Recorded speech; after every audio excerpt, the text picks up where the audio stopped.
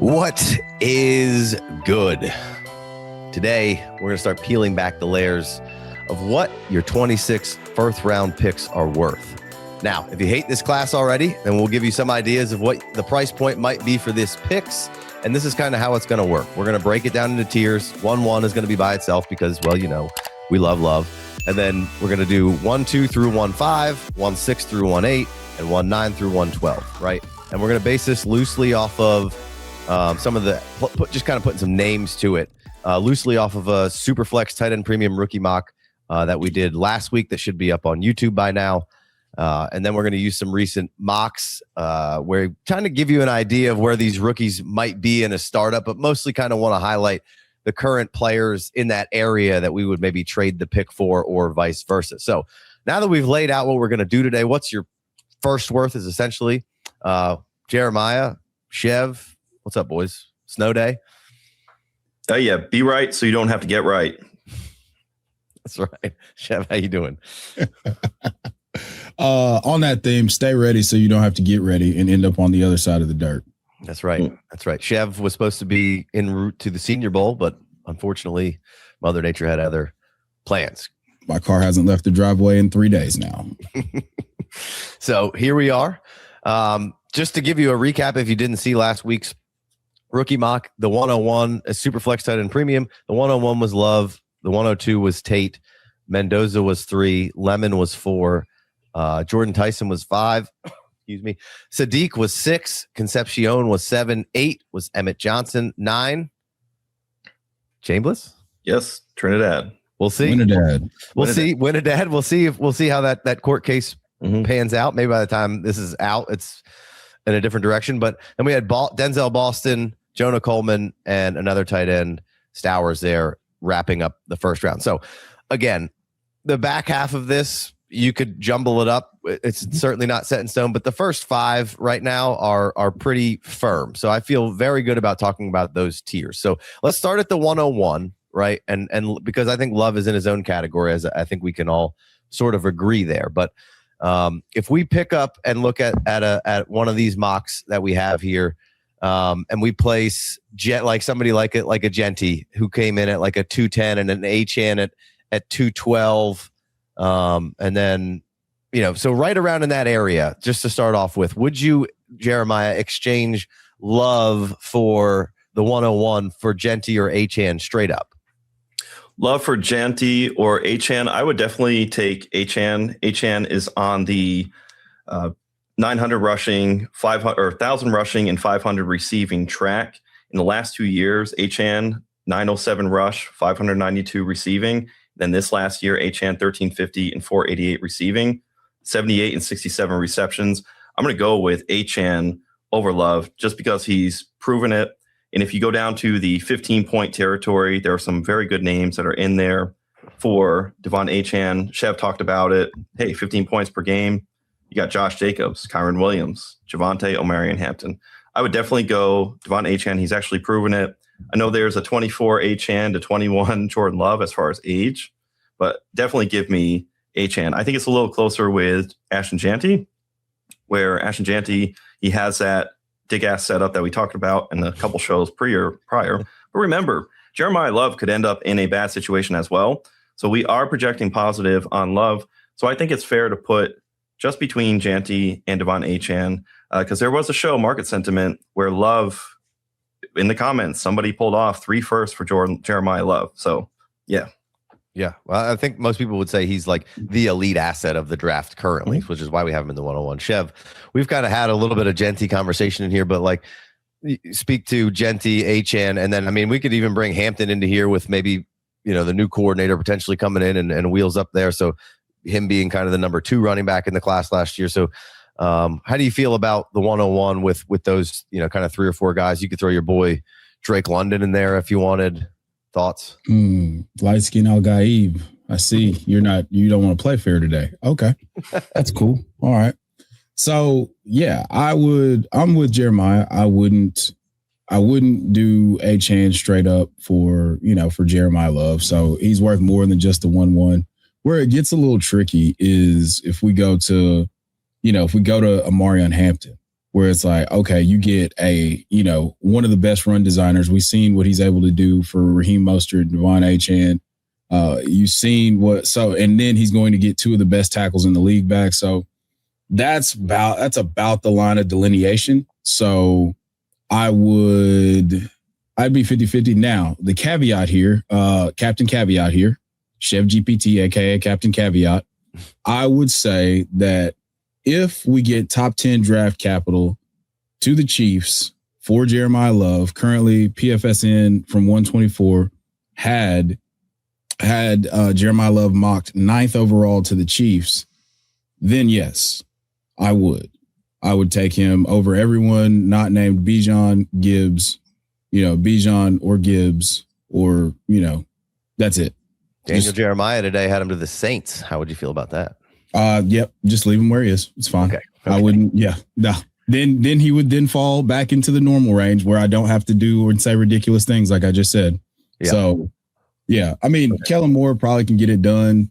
They're going to be there. It's incrementally improving, but you still have Alvin Kamara, who the organization is extremely loyal to, and they've shown you that even if it means giving the ball to somebody with that the GM or likes or he has naked pictures of or whatever the case may be, they're going to give the ball to their veterans, aka Taysom Hill and now Alvin Kamara, if Jeremiyah Love was to get drafted there. So, yeah, no, I would still have him. I would then put him somewhere behind like Travion.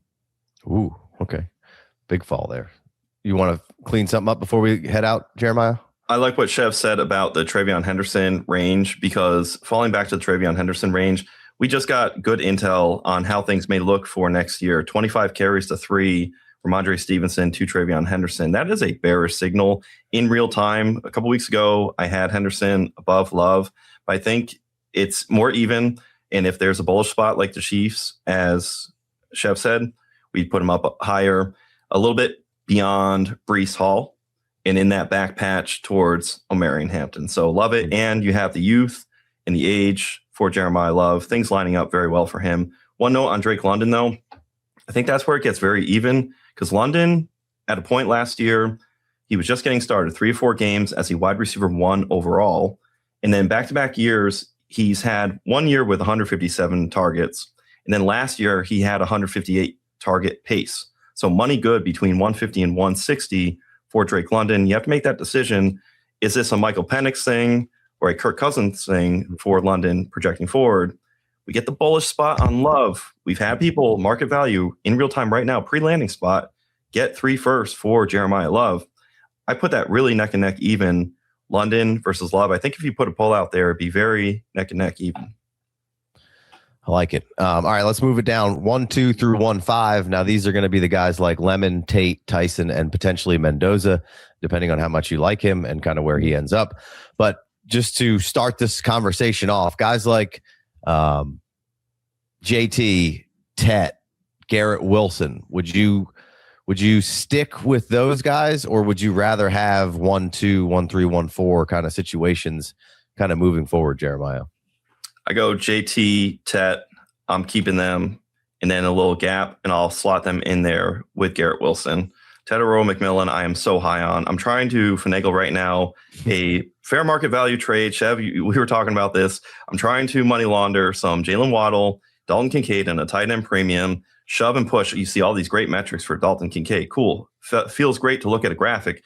Feels bad to have him on my team. Jalen Waddle is about to get usurped by somebody like Jordyn Tyson. I'm trying to push for Tedero McMillan. 122 targets last year for T-Mac. 70 receptions. Let's close that gap, and let's increase the targets to about 140. Remember, the Carolina Panthers, Drake London. I want some Tedero McMillan. So when you name these guys here, give me reroll for Tedero McMillan. If there's any shine fade off of Tedero McMillan, by all means, I want to be obese on T-Mac in 2026. Chev, with that list there, where do you kind of stand with JT, Tate, Garrett Wilson, or the other aforementioned rookies, Lemon, Tate, Tyson, Mendoza? How much pain are you willing to endure with Garrett Wilson? That's the question. Mm-hmm. That's the question. That's the only. I mean, obviously, JT locked in. I'm sitting the pick. If I have that pick and I want to get a hold of JT, I'll send these picks to get a hold of JT. He's awesome. I mean, even the year that he got hurt, he was still 100 yards rushing. He rushed for over 1,400. This year, he's 21 points a game. Like, we're in the middle of we're on the tail end of his prime, probably. So if I'm a contender and I just happened to make a wise trade a couple of years ago that turned into the 102 to 105, yes, I send that to get him, to get JT onto my roster. I'm obviously doing that for Tedero McMillan, the big pineapple, after all of the aggressive things that I've said over the course of the last 2 months about him. The pain point is Garrett Wilson. And it's do you believe that they re-roll? They re-roll with a Malik Willis. They've just fired their entire coaching staff. So outside of Aaron Glenn, like, all the assistants are pretty much gone. So how much are you willing to endure? We know what type of talent that Garrett Wilson is, but we also had to do a slow roll for a guy like George Pickens to get the optimal outcome for his talent. So how much longer are you willing to wait? He's got the second contract. We have no clarity of situation, and the organization is an actual shit fuck dumpster fire. So why are we? Even as bad as it was last year, he was a 15-point a game player, right? Right. I mean, so you got higher expectations for Lemon, Tate, and Tyson? Depending on the landing spot, yeah. Well, now the interesting thing here with the Pro Football Network mock is Tyson gets either Tyson or Lemon got mocked to the Jets, and that ruins everything because. No, I wouldn't want to take a second wide receiver on the Jets. Yeah. So, yeah. It's just Garrett Wilson to me is like, it's the thing that we saw with George Pickens, almost, like, hey, this is a Ferrari underneath a carport. Like, I want so badly to get the quarterback thing figured out so we could get the best version of Garrett Wilson.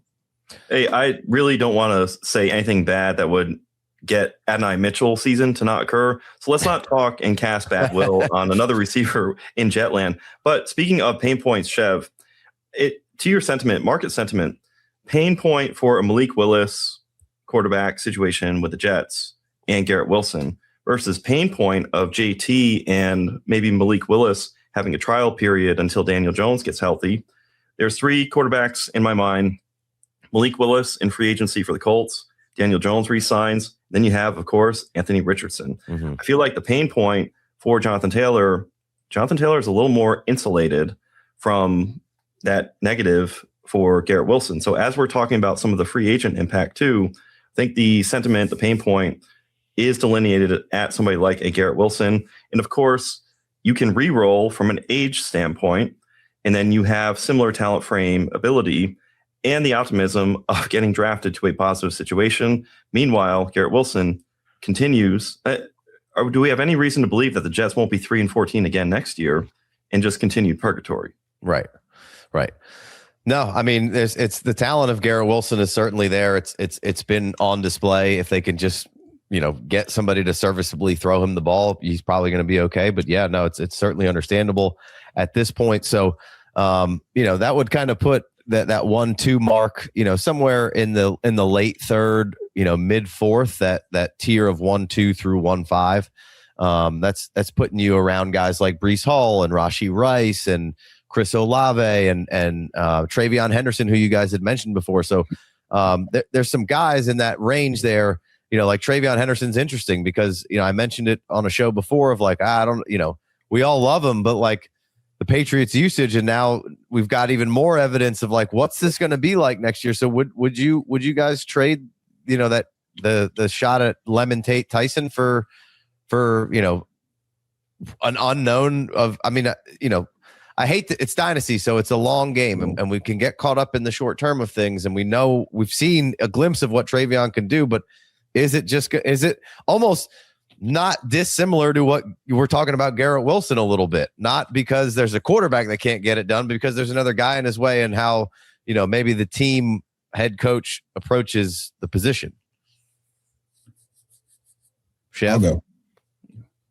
So you saw the flashes with Travion, kind of like you saw the flashes with Devon Achane, with Raheem Mostert scoring 20 touchdowns his rookie year. Like, we were basically like 17 points a game. It wasn't quite that high, but the flashes were still the flashes. And he's It's him, Saquon, and some other guy that I've never heard of in terms of 50-yard rushing touchdowns scored, in their rookie season. So yeah, I would send these picks to get Travion in a heartbeat. Okay. Jeremiah, do you feel similarly? I think you have to give consideration to roster construction. And if you can pick and pry, maybe, somebody is willing to give a little bit more for Travion Henderson than this 102 to 105. They want to add on to it because they marry Henderson's pieces of what he's done to the Achans, the Gibbs, and they see that light. Remember, this year coming in, if you saw the light on Drake May, you already saw Drake May, even though his price was down, you could put him in that upper patch where it was Joe Burrow, Jalen Hurts. All right, you were going to elevate him. Now, of course, he crested Drake May, the top three, Daniels, Allen, and Lamar. Now, do you have some people out there who are still high on Travion Henderson to where they see this is an opportunity in a wedge to go and get one of those hammers? I think it's closer than meets the eye. Yeah. Yeah. How about somebody like Marv? Would you re-roll with one of these three wide receivers? If obviously there's going to be some personal preferences for everybody out there, but let's say you get the one that you like the most. Would you, or any of them really, would you guys re-roll for get rid of Marv to take any of these guys on? Chev, you're shaking your head. Yes. I'd go Carnell Tate. Tate, but the other two you'd probably rather roll with Marv. Actually, I really can't get behind Marv right now. I really love Makai Lemon and Jordyn Tyson to a degree. I could see that being a little bit tighter. It's just tough with Marvin Harrison Jr. Part of it is really his organization, where he's been. It's just been a bad run out in the situation. And low key, this is kind of similar to what has happened with Garrett Wilson. It's just been a dumpster fire. There is no clarity on who the quarterback is. I would even say, Marvin Harrison went 4-5 in this mock down to Emeka Egbuka. I would put somebody like Carnell Tate even above Emeka Egbuka. I would put Carnell Tate above Marvin Harrison. I have a little bit of a tough time with Chris Olave. That's where I think the line is on Carnell Tate. What do you think, Chev? Yeah, same boat. Chris Olave has reestablished himself in that second to third tier wide receivers. I think the list I sent you a couple of weeks ago, he was around like wide receiver 10 or 11, which again, Kellen Moore makes stars out of wide receivers most of the time. So like that's signal, not noise to me. So yeah, to answer the question, I would send the 1-2 to 1-5 to get Chris Olave. I would not do that for Marv. All right. So we've talked some Marv, Egbuka, Rashee Rice maybe in this mix a little bit. Obviously, there's some legal trouble, so we can kind of leave that out of the conversation for now. George Pickens is somebody in this area, Breece Hall, and then I feel like the tight ends here from last year, the Warrens and Lovelands of the world. I would love to be able to trade these picks for the Warrens and Lovelands of the world. Am I off base there in tight end premium for these guys? I don't think so. Not at all. Like if you have Colson Loveland, though, do you go for the foot on the other shoe on the other foot? Foot on the other shoe is crazy. Yeah. You just out here walking around with your shoes on your feet on top of your shoes. I got one leg, man. The person asking is going to look like they just are holding up one leg because they're going to be crazy. I don't see how you would send the 1-2, the 105 for Colson Loveland right now, especially in a tight end premium. Maybe there's a degree of some love and thirst for somebody like Fernando Mendoza, but no, these wide receivers, how do you put the genie back in the bottle with Colson Loveland? I would want Colson Loveland. I think you might have a wedge point with somebody like Tyler Warren, though, because there's a fall off in the second half. It's the Emeka Egbuka corollary where it's like, hey, the first half, gangbusters, second half, completely dust. What have you done for me lately? I think the 1-2 to 105, you can entertain. People are more likely right now in the moment to flip, hey, I'll part with Tyler Warren versus Colson Loveland. Good luck getting him. Yeah. I think for me personally, like, I would like either one of those guys, even if I had to add a little bit more there. I don't mind that. How about somebody like Breece or George Pickens here for Chev? You can field that question, I suppose. I mean, you know the answer to that question. Like I'm contractually obligated to send it for either one of them. Like I have to. Right. But you feel comfortable like with a George Pickens or even a Breece of where their situation might land them? Because I think in general, most people would be like, oh, that's way too much for Breece at this point. I don't think so. I think you'd probably be able to get even a little more on top of that with the Breece conversation. But I still think Breece is one of the top 5 running backs in this league. If we could just get him in a situation that's just marginally better than where he was in New York. What if the Jets keep Breece Hall, though? What's that? What if the Jets end up keeping Breece Hall? I guess they could franchise him, but I mean, he's not signing back there if he's got any choices. And if they franchise me, I'd be like, I'm good. Like, yeah, like why? Why are we doing this? You know, save your $17 million or whatever it is. Yeah, just let me go be free. I'll take less to go somewhere else. Oh, and I would absolutely fire away. It's George Pickens. He absolutely clears. And I think situation, not necessarily independent, but very close.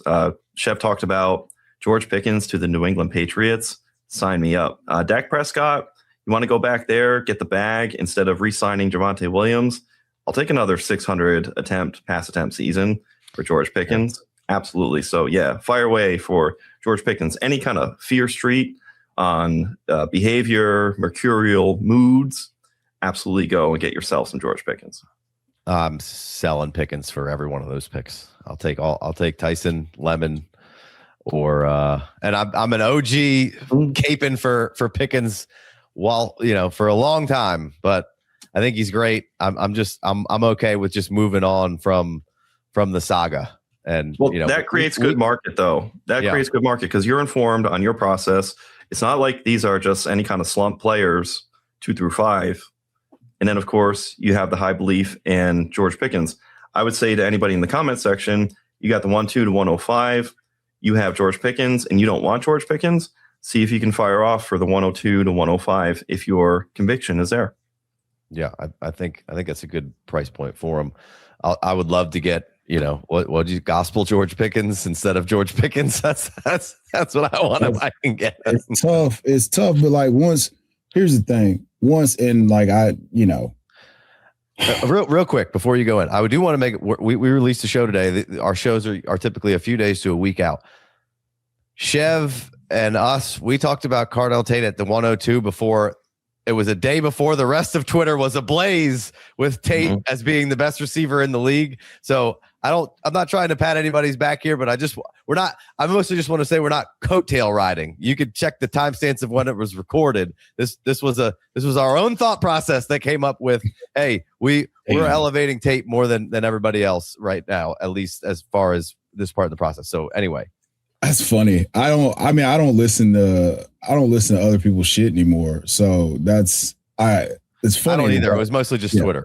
Yeah. That's wild. But yeah, Gospel George, Carnell Tate, I could be convinced to reroll, but it's also the McDonald's proposition. Like we got McDonald's, we got McDonald's at home. So I know it feels super safe to me with Carnell Tate after watching him for 2 years and looking at the profile and everything that I think he's going to do. But also, if you give George Pickens a contract installation and say, here's an elite quarterback, there's no telling. We could get 4 straight seasons like this, and it's not off the field trouble. It's just him, getting mad and not performing for small stretches. But it's just real back bitch. Yeah. Hold on, gentlemen. Hold on. Wait a second. Everything that I've been told, I'm sitting here thinking this is a bad class, right? It's a bad rookie class. It's a weak rookie class. But if you were to tell me, somebody who is a believer in George Pickens, I can send the 102 to the 105, just one pick, and go and get George Pickens, and there's a market for that. I think that suggests utility for this class. Gentlemen, what do you think? Yeah, I mean, we talked about it on the last mock of just we're hating, or at least the general public's hating on the class so far. And we've got the top 6-ish picks that are all going to be top half of first round draft picks, right? Which regardless of kind of what you think about this class, that's that's what you kind of want in these picks, right? And that's so to your point, that there's enough market in here for at least for these first 6. And now as we're gonna move on in this show as well, and a lot less certainty about a lot of these next players of who's going to be where, and that's part of why we need to let the process play out before we make these sweeping declarations. So, I think there's a lot of fun players that could be in here, but we know at this point, for the most part, unless something crazy happens, they're all being mocked. Everybody that we just talked about are all being mocked in like the top 15, and then Sadiq's in this next tier that we're going to talk about, which he's been in the first round in a lot of these. So we're talking about 6 players already that are first round NFL draft picks. So any follow up on that, Chev, or we move on to 6? I'm good. Let's go okay. 6 to 8. Like we just kept. The conversation got too good to just move on for like, hey, process. Yeah, let's flesh this out. So let's go. Okay, and we won't zoom in on Mendoza on this one. I guess we'll let him ride in that category, and we'll have plenty of Mendoza talk as we move forward. All right, 6 through 8. So that was Sadiq, Concepcion, and Emmett Johnson, right? Which everyone in this room is high on Emmett Johnson. We all like Sadiq, and I know at least me and Jeremiah really like Concepcion. I think Chev, not your favorite type of player potentially. It's not the archetype. No, I like good football players. Don't get it twisted now. Chev is there. Hey, don't get it twisted now. Chev sent me some Casey Concepcion pornographic material football wise. This morning. It's important. There's a highlight tape. That's not actual fucking, not a sex tape with Casey Concepcion. No diddy. Hey guys, sorry to the podcast listeners listening to this with your kids. It wasn't me this time. All right, it wasn't me. No, it's me. I'm the problem.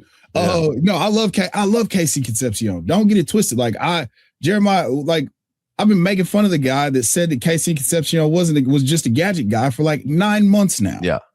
So, and there was, I just have a type, guys. That's all. Yeah, no, we all do, and I like it. And your type led you to Tate being at 2, and which is, the consensus swung around very fast. So, there was some Twitter conversations about his yards per route run versus man and zone through his career, and you can't look at Casey Concepcion's career like that, right? Because it was what he was doing at NC State was different than what he was doing at Texas A&M. So trying to belittle and besmirch my man's name, you have to realize, and that's why when you don't watch film and you're not contextualizing what these yards were, your sheet is worthless. Not it's all. I love the work, great job. We need all that stuff out there, but you also need to before you do type out something like that, go ahead and do the research of maybe why. So don't be hating on Casey Concepcion if you saw his yards per route run historically versus man and zone for career, because that'll get you in the same kind of trouble that Luther Burden haters got into, that he can't run routes and all that. Yes, and people want to say, hey, there's not enough room. Like, hey, we're already filled here where it's Tate, Lemon, Tyson. Hey, you can move that tier, and you can accordion that thing out wider. So don't get it twisted. Right.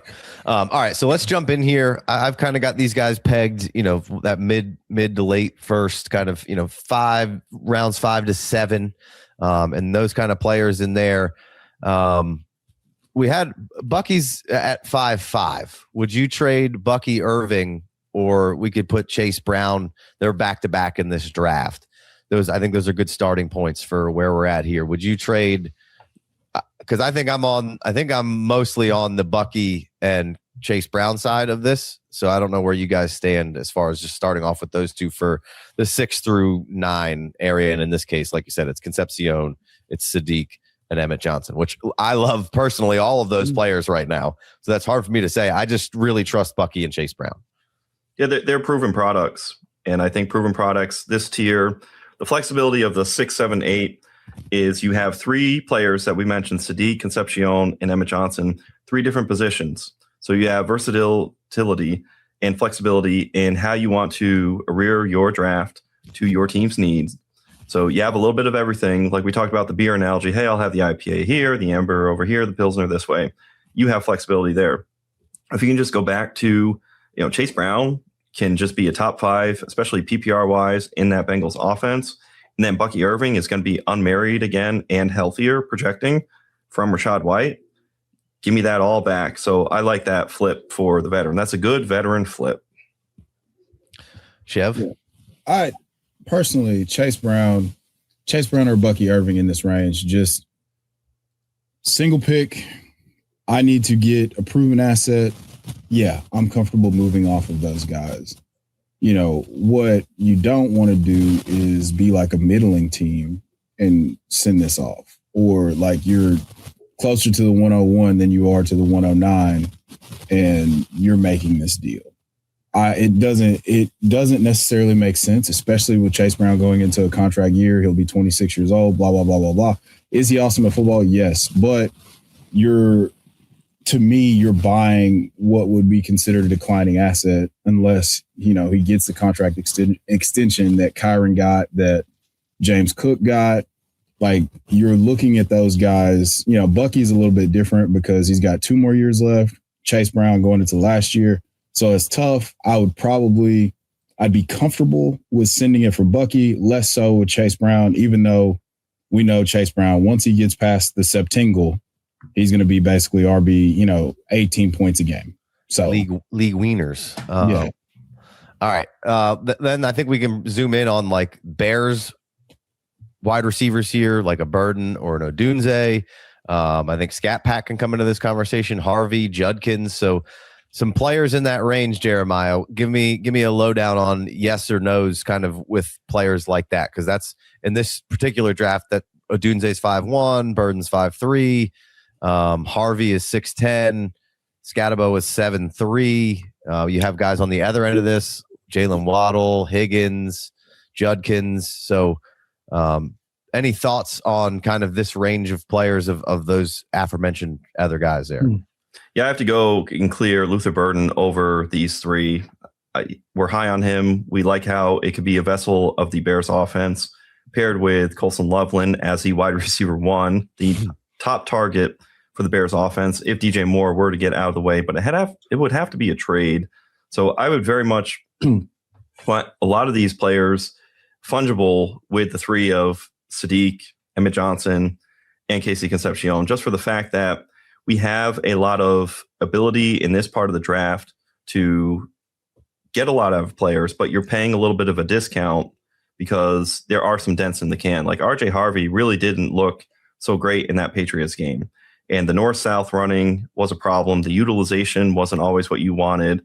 And we can have some hesitance on RJ Harvey to where you might feel the need to re-roll on somebody like Emmett Johnson and pray for a better landing spot. So I think that's all fine, well, fair and good. But you just have to keep in mind this patch here, Cam Scatabo. We saw what he did the first half of the season before he got hurt. You can just make that decision of the roll safety on somebody like Cam Scatabo. I'm going to want to re-roll on somebody like Cam Scatabo over a Kenyon Sadiq, because while I love Kenyon Sadiq, Sadiq is going to take a little bit more time to develop it. Tight ends, fine wine. It may take some time. We love the skill set. I can tell a narrative where it's not going to be a year 1 hit on Sadiq. It's not going to be a perfect fit for Casey Concepcion out of the jump, and it might take some time. Remember, JSN took some time. We talked pre-show. It took JSN a year and a half, and now we're happy with him. So it's a matter of you can be happy with the current ADP of these players and cash out for them, or you can ride what is likely to be a nonlinear path. Quinshon Judkins, it sounded crazy that he struggled his rookie year, but he really didn't have the output that you had expected from him. So I think you just have to do that from a price point. Chev, what's your takeaway with some of those same guys there? Are you in agreement or you got some disagrees there? Yeah, the only guys I'm shipping out here, because I am so high on Emmett Johnson. I am super high on Casey Concepcion. I am super high on Kenyon Sadiq, and I will accept no other outcomes at this time other than him stepping in and being an elite tight end. He's going to be this year's breakout tight end. And I'm stamping it now. Fantasy receipts this shit if you need to, whatever. But yeah, so 1.6 to 1.8 Scat Pack. We'll have to see what happens. We'll have to see what happens with the recovery. Same thing with Judkins. I think that I would rather have The only guys that I'm for sure sending this for are Burden, Rome, Devonta Smith, Flowers. I could be talked into Pitts if we get some contract clarity. I'm definitely keeping the picks and just re-rolling with Emmett Johnson or Sadiq over Harvey. Bucky and Chase Brown, we've already discussed. I'm sending it if my team is closer to a contender. Sure. More so than like, hey, I've just got like this really good asset on a team that's trash and I need to retool. And there's obviously then even more context that goes into of team construction. And Jeremiah, you've alluded to it a few times. Obviously, with all of this, it's a much broader down look of just kind of establishing values of not being like, hey, my team is in here, which is inevitably where the discussion needs to be with your personal rankings and teams and where you're at of whether or not you would do this or not. Right. So, but that's not necessarily the discussion we zoomed in on per se, but it's always a good perspective to keep, that depending on where you're at. Like, yeah, I would rather if I'm a terrible team, then I want the younger guys that could really shoot to the moon. If not, if I'm a good team, I'd rather have the non-mystery box. Right. So I think is a pretty simple way to look at it. I think Kyle Pitts is an interesting one. I like the flowers there. That's nice. Yeah. You see, I don't hate Zay Flowers. And Jalen Waddle here, I think you re-roll and go Casey Concepcion. Absolutely. I think you go Emmett Johnson. I think you go Sadiq. I really see for Waddle, somebody's going to be paired next to Jalen Waddle, and it's not going to be pretty. It's going to tank his value. Right now, Jalen Waddle, all last offseason, I was very much on the side of buy Jalen Waddle up to what we got with Tyreek Hill being out. Now I'm on the other side, playing the other side of the market. We are shorting Jalen Waddle stocks.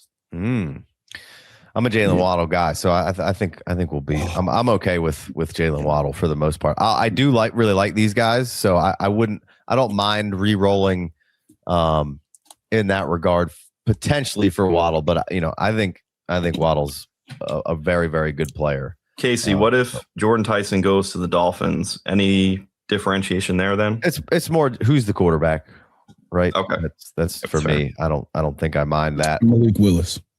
Sure, I'll take Waddle in that situation. So, all right. How about some of these old guys? Because it's always we're talking about younger guys and flipping this and that, but Barkley and CMC Barkley not quite as productive. Eagles offense this year, but Barkley or CMC to me very good, excellent receiver. I think he can play in this league as long as he wants and be more of a receiving kind of situation. But definitely looked like he had lost a little bit of pep as far as just overall speed. Like his vision and body was still in good shape, but like just the explosiveness wasn't at the level of CMC. Still being drafted, and it's early on, and once the picks actually get added into sleeper, these will drop a little bit. But Barkley's at the 5.7 and McCaffrey's at the 5 or a 6.9, right? Where's the price point where you would, obviously again, this becomes a discussion of where is your team at and what do you want to do, but in general, like where does the discussion come in for these are realistic price points that I could get out of these two guys with and be fine with? That's where that's what I'm aiming for. Like if this is your pick and you're at the 109, like there's a good chance that you got unlucky and you just ran into like cold snap, whatever, ran into the team that had Kyle Pitts in round 1 or whatever, you know what I'm saying? Mm-hmm. So like I'm good with sending these picks to boost my running back room, to add one of these guys with the understanding that like I'm for sure closer to the end than the beginning, and I'm not going to be able to recoup this value. So we're burning the boats. We've taken the beach. We're burning the boats, and we're just going to go chase a title and say, less need, F them picks. We ride. So like I'm good with sending it because I still think there's a lot, like there were just a lot of things, a series of unfortunate events with Saquon. So we got a floor outcome, and that feels terrible coming off of a ceiling outcome, but you kind of saw this coming. No running back who's ever rushed for 2,000 has ever rushed for 1,500 the next year after. Blah, blah, blah, blah, blah. The Eagles offense was bad, but I'd still buy into Barkley. He's healthy. Well, he's healthy as we know it right now. Same with CMC. The only problem is you don't do it for CMC. To me, I wouldn't do it right now. I would wait until the draft and then maybe even into OTAs to see if he picks up like a little whatever. And then at that point, I'm not sending the pick anymore. If he gets nicked up at all during OTAs, I'm cooked. I'm done. I'm out. I don't want it. Yeah. Yeah. You have that risk element from it's January heading all the way to September that you have to account for. The offseason with running backs, you're a little risky in acquiring heavy because of what can happen. For some reason, wide receivers, their value, it's just kind of, it's seemingly safe, right? We think something lower body can happen in training to these running backs a little bit more frequently. And of course, high tread on somebody like CMC. There is some fear street out there. RB1 at age 29, CMC will be 30. And Casey, if you just carve off some of that rushing element of CMC and continue to utilize that receiving ability, he can still hit top 5 running back marks for a win now team. I think you fire this away for a win now team. In Barkley, ebbs and flows, RB2 in 2024. You can do the every other year, just superstition, right? Where Dak Prescott, every other year, he's going to hit. Sure. Jameson Williams, every other week, he's going to hit, right? He comes off a 0. Jameson Williams is going to smash. You have that comfort, right? There's now a baseline where Barkley can improve because such heights, it's such a precipitous fall. I think we get another spike, one more spike in Saquon Barkley's career. And if you're win now at this 109 range, you fire it away for CMC and Barkley. It's like Chev said, you run into that buzzsaw the first or second round, and you're just sitting there where you're like, oh man, my team is money good heading into next year. I just didn't get the result I want. Here's a player and win now who could get you over the hump in CMC and in Barkley. Yeah, I'm definitely probably a little more bullish on getting Barkley. I think there's a bounce back and the value's kind of low. CMC, I don't mind. I did the same kind of thing late in the offseason, traded for CMCs on all the win now teams that I could possibly get, and pretty solid. Came in a lot of first and seconds, with him helping you out. But you do have to come to Jesus of like, hey, this, I'm probably never getting this value back, and I'm going to hold the bag on CMC as he slowly dies, right? But that's okay. Sometimes it's all right. If that means you're winning money, which is kind of the point, sometimes it's okay. So all right, let's move to the last tier here. We got 109 through 112. I thought there was interesting for like some quarterbacks that were struggling in this range. Like, what do we do with a Stroud? Is this like kind of where, could you get a Dak for this price point, or would you? Cam Ward, Tyler Shuck, other mentions here. Jacobs, Kenny Walker, E.T., Travis Hunter, Pearsall, and then on the older end, A.J. Brown, Terry McLaurin, like in the same vein of that. So we can start at the top with this of, what do we think? What are we doing with Stroud or like a Dak type or Dak here? Would that be something that you'd be interested in to swap these picks out with, Jeremiah? Auto send from Chev? Yes. Yeah, give me Dak Prescott. He's perpetually mispriced. 6'8" in this Superflex mock. He was QB5 last year. 600 pass attempts second last year. There's the fear of George Pickens, right? Superstition every other year. So we're going to be on an even numbered year. 4,400 or more passing yards. 4 straight every other year, odd years for Dak Prescott. Dynasty Daddy, the trick though is there aren't many 1-for-1 deals for Dak Prescott. I had a situation where I traded for Dak Prescott mid-season last year. I'm one of those players who I'm a 1-9. I got bounced out first round, and I'm going to have a late round pick, and I'm going to be set up next year to have a late 27. I sent 2 firsts, 26 and a 27 for Dak Prescott. I'm sitting at the 1-9, possibly to the championship, 112. I'm happy to pay that price. So if a solitary 1-9 to 112 is here, you can go and get Dak. Absolutely. Especially, this is probably going to be as your second quarterback. Sign me up. Chev, you said auto send, and I'm sure you share the sentiments with Dak, I'm assuming. Yeah, Dak, Goff, Baker. Yeah. What about Stroud? We just watched him struggle through 2 games. He's high in this one, and this was probably a week or 2 before the playoffs, maybe potentially in the mock we're looking at. You're gonna make me bring out Captain Caveat again. So here we go. All right, I've got my caveat hat on. It's not a Titans hat. Yeah. Now, if my QB2 situation is a little shaky, if I'm looking at, I was in a startup this past year and my second quarterback ended up being like Justin Fields, or I went with depth and it's real shaky. And sometimes I'm starting to tight end in a super flex, like tight end premium. Like if I have if I got some fill-in weeks from Mac Jones and Malik Willis or whatever the case may be, then yes, I send this pick for CJ Stroud, because I do feel like there's a giant market overreaction to, him playing poorly in these playoffs. Like we could get this figured out. And like, we all know he's good. We all know he got way overvalued after his rookie year. And it's just been kind of a series of unfortunate events since. So I think he's a long-term starter in the league. And I think that he's got the 4,000 yard, 30 touchdown upside that you really want from a pocket passer who's not going to move around as your QB2. So I'm fine with that. It's just not going to be a very popular move right now. But if for some reason they upgrade the offensive line, like they actually care about keeping CJ Stroud upright, if they take a step forward and him and Nick Caley are on a better page this season, if they get a better running game, all of that benefits CJ Stroud. So it could get better. It can only marginally get worse than what we're doing right now. For me, I'm going to take the utility of the pick, and the Texans have failed CJ Stroud. I see that defense, the setup that the defense has. It's the anti-Bengals, anti-Cowboys setup for Burrow and Dak Prescott, where you're running it back and you're driving those high numbers. Problem is, the rushing upside isn't there for CJ Stroud. He's more to what you talked about, Chev, where he's got to hit the passing yard mark and the touchdown pass mark. And that's like rookie year thinking, hey, this is going to be a Matthew Stafford type, to where Matthew Stafford hits value because he can accumulate the higher pass touchdown totals and higher pass yard totals. Stroud, I think just by virtue of his setup, it could get better offensively, but we're not going to get the same amount of shootouts. There's going to be more game script. I think this is actually going to be better for the Texans' run game. And of course, free agency, we have projected Ken Walker, Breece Hall.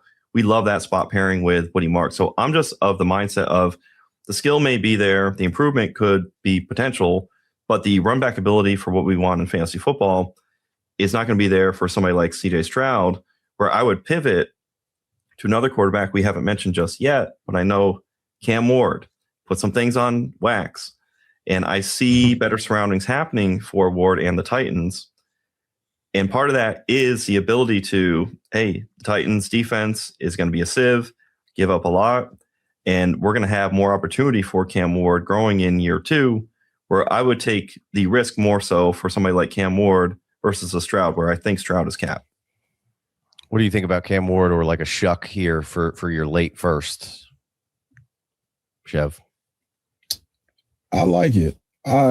Again, that New Orleans offense is an ascending offense. They hit with their left tackle, 9th overall pick. It appears they hit with their second round pick in Tyler Shuck. So could be some second year jitters, but he has the insulation of the run game. He had 4 straight games, I believe, during the stretch of the season where he had at least 7 rushing attempts. So that to me is very encouraging. And if they're going to do that, then yeah, he's a high end QB2 with QB1 upside. So you're not getting, I mean, you could bet on Trinidad Chambliss or Ty Simpson in this spot, but then you would just be like mystery, like it could be a boat. So yeah, it could be a boat. Sure. Yeah, no, I get it. All right, let's roll through a couple of skill position players and wrap this one up. Well, let's go Jacobs, Kenny Walker, ET, Hunter, and Pearsall. And you guys kind of in those ranges, give me yeses and nos through those guys. So Jeremiyah, Jacobs, Walker, ET. Yes on Jacobs if it's a 1-year win now deal, because he counts $3 million dead cap in 2027 versus a $16 million cap hit. So 1 year out, I think Green Bay is going to move on. But this year, coming up 26, yes for Jacobs. Ken Walker, break any device you have, smash, accepting. Love it. And go out and get a new device. Yeah, if you have insurance on it, great. If not, even better, go and get Ken Walker. I don't care. And then Etienne, yes, reroll. I would take that. Jaguars, best self-interest. Chiefs would be the landing spot, not landing spot. I know Chev did a piece about Etienne, his value. We'll see what he gets in free agency, but very bullish. Ken Walker, Jacobs, and Etienne are more of a tie, but I would re-roll all three. Chev, where you stand on those three, and then tell me about Travis Hunter and Pearsall to wrap up. No on Jacobs, yes on Ken Walker, yes on Etienne. Let's see. So you said no on Jacobs, and no on Jacobs. But you would trade 109 or through 112 to get Kenny Walker or ET? Yes. Okay. And that's a very fluid thing. Just because with Jacobs, we're dealing with the injury, we're dealing with the contract instability after this season.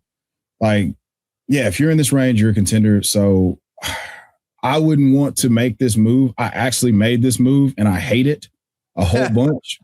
So that's why I said no. Like, I did this like 2 months ago and now I hate myself for it. So that's why I said no. Then Kenneth Walker, yes, I think he's played his way. Spotrac's got his contract value estimated at 4 years, $33 million. That's going to basically come from the Seahawks now. It seems like a common sense no-brainer. Smash the gavel. Kenneth Walker is the heart and soul of the Seahawks run game, like he should have been this entire season. Different story for a different day. Travis Etienne, much less market value, which shocked me, but he's a little bit older, so he'll be 27 when the season starts. 2 years, $13 million. Love to see him either run it back with Jacksonville or go somewhere and get a little bit more of a bag like Washington, I mentioned in the tweet. And then, Travis Hunter, absolutely not. Here's some S-tier rage bait. There's zero reason to buy Travis Hunter other than copium right now. And the man that you need to be buying is a guy that we talked about in Fool's Gold, and that's Parker Washington. So Jacoby Myers, 3 years, $60 million. BTJ could have an Olave level bounce back. I love that. And then Ricky Pearsall. So Ricky Pearsall, the 110 to 112, you're basically taking a bet on a free space that could ascend in value, but you got to take on, it's layered, the risk that you're taking on. One, you're taking on a guy that could get injured, but he's also it's like the Chappelle skit. If you've seen it, it's like he saves. What he does, grape. But he saves. So he could really screw you because he comes out and he's leading the league in a bunch of categories through 4 weeks and he gets hurt for 8 weeks. Or he could be the de facto number one, like he's going to replace Brandon Ayuk. They're going to funnel that. You've seen them kind of build a passing game around him when he's active. So you can take that 110 or 112, and then that could explode in value over the course of the next year or two to like the 16, 15, or getting something added on to another 110. So you've won from a portfolio perspective, but that's a big risk that you have to take. And if you just wanted to get the deal done because you believe in Pearsall and you think that he's going to ascend in value, absolutely. But the dark side of it is that he's going to be finishing his rookie contract that has a 5th-year option. He'll be 28 years old when that happens. Mm-hmm. So that's the issue for me. What do you think, Jeremiah? Hey, Hunter, this is kind of like Jabba Chamberlain with the Yankees years ago, reliever or starter, if anybody remembers. I kind of see that issue with Travis Hunter, the Jaguars, not really quite knowing how to utilize him consistently. Pick a side, pick a lane, and have Hunter thrive in that lane. And Devontae Adams said, I'm going to listen. Doing both sides is going to be too much. So I'm not interested in that business. You don't have to be. That's the beauty. If you don't have Travis Hunter, you just keep it pushing. And then Pearsall, Dynasty Daddy, I see 204, 206 directly for Pearsall. And then there are some ranges where people will pay fair market value late round one. I think you take advantage of the people who think no George Kittle early on, because there's going to be a wide receiver I projected a receiver to San Fran in round one.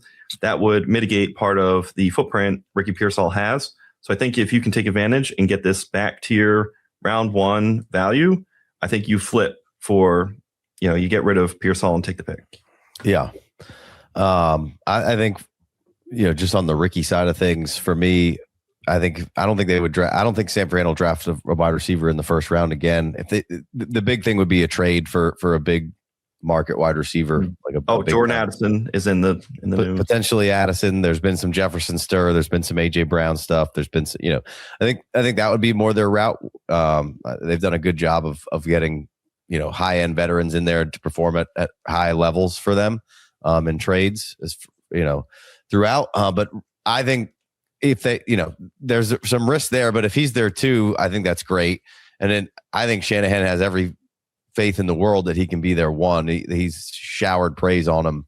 And he just hasn't been right. And you can label the injury prone thing, but he got shot one year, and this year picked up a knee injury, and then, landed on that knee a few weeks later, where this team was just trying to will their way into situations where, Ricky probably shouldn't have been playing when he came back that first time or whatever. So I don't think you need to pay this. But if I was a really good team and had the 112 and wasn't sold on a whole lot of stuff, I don't mind fishing for somebody like a Pearsall to really explode for me for the next, 2-3 years in San Fran. Feels like a really good hand in glove fit for what they want to do and how they want to operate. So I'd say yes on the low end of the ones for Pearsall, but I don't think it's possible. And Hunter, you already know what it is there. I've been fighting that battle of rage bait for a long time. I'm with you guys. Defensive side of things, they could use more help over there.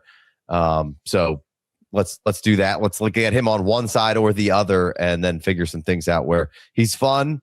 I think he can be awesome, but I'm all set on the first for him sort of right now. So anything else before we wrap this one up here, gentlemen?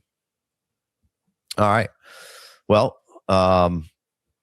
we've kind of touched on it a little bit as we've walked through this, of just like how silly this narrative I think is. And now we know every Tom, Dick, and Harry fantasy person has told you how terrible this class is, which, isn't terribly uncommon, but it's really early this year and it's very loud, to which I would say is just insanely unproductive. That, like, what is that doing for anybody to keep telling you that? And more overall, if you have any sort of memory that isn't like a small child, which mine's small children's memory is actually very good. Like, a lot of these people say the same thing almost every year.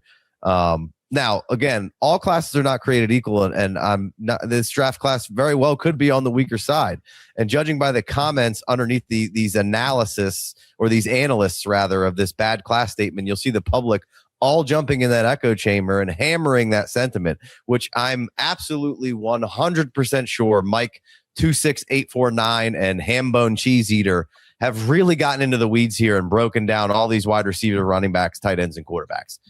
No, what 90% of these analysts and their followers have done is taken a surface level snapshot of this and ran with it. And there aren't great quarterbacks, and there's not these easy elites to quickly pile on. But we've talked multiple times now. There's 6 guys potentially first round and half end of first round, right? So I think that's unfortunately what happens this day and age, and it's cool. And that's half of what this is to be the coolest guy available, of saying the coolest things possible. And it's cool to say this class stinks. Again, I'm not sitting here saying this class is awesome by any means. I'm saying I don't exactly know yet. And that's okay. It's okay in life to say you don't know. I'd rather you tell me you don't know than just keep saying dumb shit over and over and over again, because that's what everybody else is saying. And Scott is in quite a predicament as a whole in the country right now, but that's for another time. I know, again, top 5 picks are high-end prospects here, right? So, and we go through this process, and it's a process, and people rise and fall, and there's a lot of process to go through here. But let's just relax before everybody rushes to judgment of what everything is with this class already. Like, I'll step off the soapbox here. And regardless of what you think of this class, it's important to start figuring out what these values sort of are. So that's hopefully what we did here somewhat. I cannot take the amount of people who there's absolutely no way you've spent the amount of time necessary to delineate how good or weak this class is from a skill position standpoint. Unless you're a professional and this is what you do, then I want to follow you and I want to be inside. I want to get your scoop of how and why. No diddy. But so anyway, anything to add before I get out of here? Because I just feel like, I'm sure I'll say this again, but it's just it drives me nuts. You said it perfect. Yeah, yep. All you Harry Dick fantasy analysts, stop being such negative Nancy's, okay? Stop. What good does this do? Like, Mark, we have to draft. There's going to be a draft, guys. There's going to be a draft. How about we try to find the good ones? And somehow, not to pat ourselves on the back, we missed some, but we seem to be able to find the second, third, fourth round players, because you got to roll your sleeves up and do the work, man. That's, it's not popping off on a sheet real quick or real easy, or there's not these elite, but like, dude, there are multiple running backs in this class in tandems, and we've talked about this already. Indiana and Penn State and Notre Dame, and Jadarian Price wasn't in this mix here, but I think Jadarian Price is going to make a statement to be up in this high end, and Katron Allen and Nick Singleton, and it's just those guys probably aren't going to be your first and second round backs, a lot of them, but they're going to get shoehorned into the third and fifth round, I think, and there's going to be good guys, and people are the draft round queens are going to be out here saying, well, they can't be good because I've been battling this battle for Chase Brown for years. It's not about, I know that the data says that the fifth round running back is not good and you shouldn't bet on that. But once your eyes land on that, this guy is good and the team sees that they're good, knock it off. Like they're just, you got to let go. It's okay. He's the outlier. And that's what we're looking for here, guys. We're looking for the outliers. That's what changes your team at the end of the day. It's easy to pick these top guys, right? The other part is hard. That's what people who got these outliers these last couple of years, they might have been maybe close to rebuilding, and it's completely turned the tide. Like if you got Puka Nacua a few years ago in the third or fourth round, you might have thought your time was over, and all of a sudden you just rolled back the clock and you're like, oh shit, I got an elite again, and nobody cared about that guy. So again, and we can go on, and I know some people are like hate that I go on these, and some people enjoy it, but like this is what motivates me to keep doing this, is because every year it's this nonsense of just like, you're just lazy. That's what this is. You're lazy and you just want to say things. I'm looking at you, Dynasty, whatever in their handle, who wants to just sweeping declarations of, I've watched 6 minutes of highlights of all these guys, and now I know everything now. He just doesn't have it. He just doesn't have it. Hey, Casey, man, you ate, no crumbs left, man, as the kids would say. I would say, in all seriousness, it's finding. You're not going to find value if you're never looking for it. So if you're just running through the first round, you're like, oh well, there's no quarterbacks here, so it's not a good class. Like, you're never going to find value that way. So sure, like, the guy that built the website for us is like, yeah, man, like my brother kicks all, we listen to the flock and my brother kicks our ass because he listens to you guys. So, I mean, do with that information what you will. I'm not sure I was supposed to say that. So if I can't cut that shit out, Jason, nah, I don't care. But like, this is how you get better. Like right. That's, But look, I appreciate everything that you said. Everybody's going to have hits, and I'm not trying to tout us as being better than anybody. It's about doing the work and trying to find these little bitty edges, because the edges have evaporated in this space because everybody has an idea of what's what, but it's getting in those little nooks and crannies of trying to find kind of advantages there, and that's what we're going to try to do all this off season. So keep it locked in, keep it subscribed, 5-star review if you're listening on the pod. We've got the new website out. I'm sure Jason threw a promo in here. Great response after just a little soft opening in the on the live show. So this week, well, at this point you're not going to see it, but this week the live show will be mainly based around the website. So if you haven't come checked out ffdynasty.com, do so. Got some crowdsource rankings and some tools that'll be available for you. So Jeremiyah, where can we find anything else that you do? Hey, Coach Wrestlaff1 on X. I'm at Player Profiler a whole lot, and I've been enjoying the seat being warm here. So I appreciate all you guys and love seeing you. People in the comments, I love the passion. So let's just talk ball. Love to have you. Chev, anything else? Hey, you know where to find me. At Chev90, Linktree and all that stuff. And we got the draft competition coming up. So on League Champ, we will have a live draft competition where you can either do all 7 rounds with skill players or just predict the first round properly. And we're going to give away a jersey for that shit too. So there you go. Yeah. Fast drafts coming back out. So we'll be doing some fast drafts. I know Underdog has kicked off. So you'll probably see us in these streets doing some live fast drafts, because we got a way to stream live fast drafts this year. So that's exciting. So I'm excited to get on that, and I'm sure you'll see this trio as well as our boy Joey Stats maybe coming back, making the offseason appearance here. So appreciate you guys, and we'll catch you next week. Peace.